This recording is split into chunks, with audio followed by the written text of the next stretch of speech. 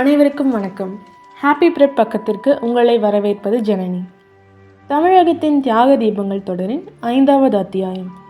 இன்று நாம் காணப்போகும் தலைவர் டி.எம். மூக்கன் ஆசாரி.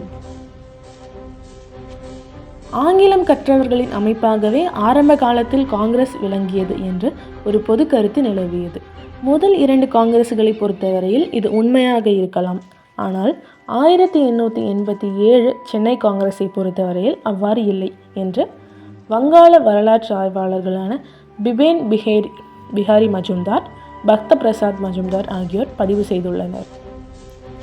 இவ்வாறான குறிப்புக்கு 3வது காங்கிரஸில் கும்பகோணத்திலிருந்து மாநாட்டு பிரதிநிதியாக வந்திருந்த டி.எம். மூக்கன் ஆசாரி என்ற கைவினை கலைஞர் தமிழில் நிகழ்த்திய உரைதான் காரணமாக இருந்துள்ளது.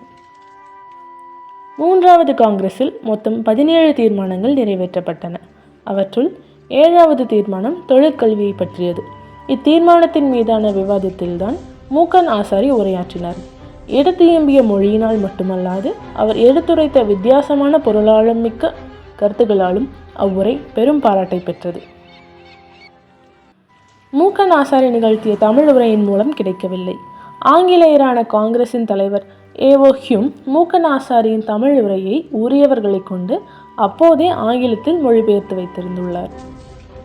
இந்த ஆங்கில மொழிபெயர்ப்போடு உரையாளரை பற்றி ஐரோப்பாவில் கல்வி என கூறத்தக்க எந்த கல்வியையும் கைவினைஞர் பெற்றவரில்லை. இந்த நற்குடியாளர் தஞ்சாவூர் முனிசிபல் சபையின் உறுப்பினர் என்ற வகையில் நாளும் ஓயாது உழைப்பவர், பொதுமக்களுக்கு தொண்டு புரிவதில் கருத்தாய் இருப்பவர். தஞ்சாவூர் மாவட்டம் முழுவதும் இருந்து கும்பகோணத்தில் கூடிய கைவினைகள் கூட்டத்தில் இவரும் மற்ற 2வரும் முறையாக தேர்ந்தெடுக்கப்பட்டனர் என்ற குறிப்பும் இணைக்கப்பட்டுள்ளது. நமது நாடு இன்று நெருக்கடியான நிலையில் உள்ளது. வரி விதிப்பு உயர்ந்து விட்டது. முறையான முன்னேற்றத்திற்கான மூலாதாரங்கள் பற்றாக்குறையாக உள்ளன. இந்த நாட்டின் செல்வம் தொடர்ந்தாற்போல வெளியேறி கொண்டிருக்கிறது என்று உணர்ச்சி பொங்க பேசிய மூக்கன் ஆசாரி, தொழிற்கல்வி நிலையங்கள் நாடெங்கும் நிறுவப்பட்டு நன்கு நடத்தப்பட வேண்டும். இந்தியர்களுக்கு தேவைப்படும் இயந்திர பொருள்கள் இங்கேயே உற்பத்தி செய்யப்பட வேண்டும். இவ்வாறு உற்பத்தியில் ஈடுபடுபவர்களுக்கு பயிற்சி, செயல்முறைகளை பற்றிய படிப்பு முதலானவற்றிற்கு இங்கேயே ஏற்பாடு செய்ய வேண்டும் என்று முழங்கினார்.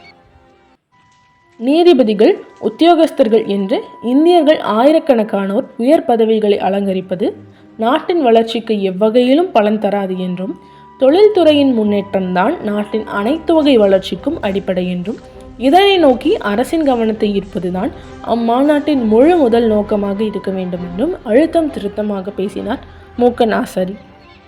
மூக்கன் ஆசாரியிடமிருந்து ஒலித்தது தமிழ் குரல் மட்டுமல்ல, தன்மான குரலும் ஆகும். இத்துணை சிறப்பு வாய்ந்த டி.எம். மூக்கன் ஆசாரி அவர்களை இந்த நன்னாளில் நினைவு கூர்ந்து வணங்குவோம். மேலும் அவர்களை பற்றிய இனிய நிகழ்வுகளை நீங்கள் கீழே பகிரலாம். அடுத்த வாரம் மற்றொரு தியாக தலைவரை பற்றி காண்போம். அதுவரை உங்களிடமிருந்து விடைபெறுவது ஜனனி. நன்றி.